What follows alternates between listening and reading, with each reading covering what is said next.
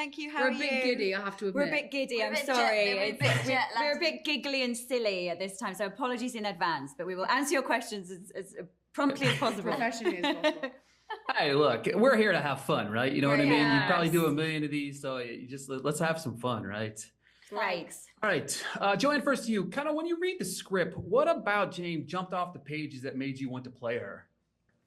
Well, I'd only seen the first episode, and I actually auditioned for a different character in the show.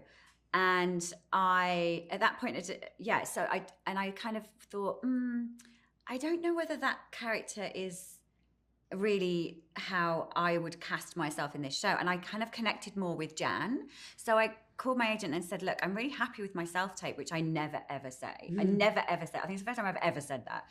I said, but I just feel like I think I'm more a Jan. I said, I'm just feeling Jan.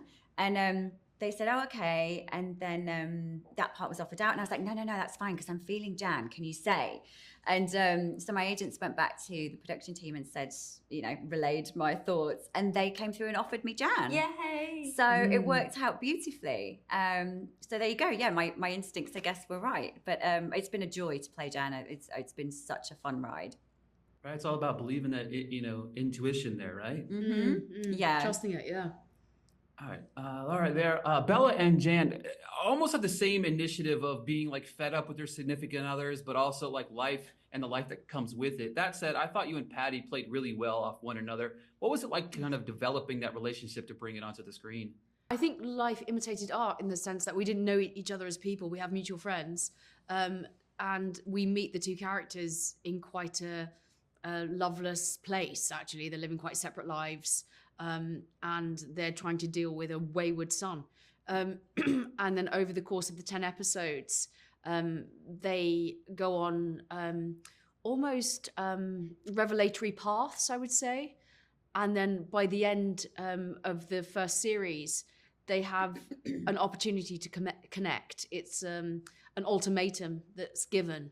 And it was so nice that as Paddy's and my relationship became more familiar, that these two people also see and hear each other for the first time.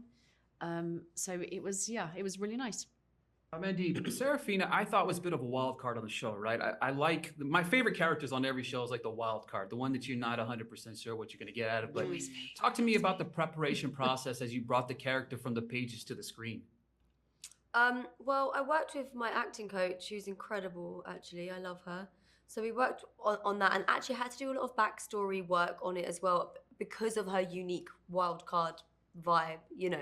It's very she I think she, out of everyone in the family, she is the one who's sort of the odd one out, really. But weirdly, she's also, I think, most like Conrad out of them all. Like she is driven by power. She's driven by money. She is not afraid to move people out of the way to get what she wants. There's sort of no limit on what she wants, and she will do everything she can to get that.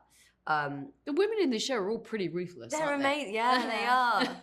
They really are. And even with that, like I've got so many powerful women in my family, and so it wasn't too hard.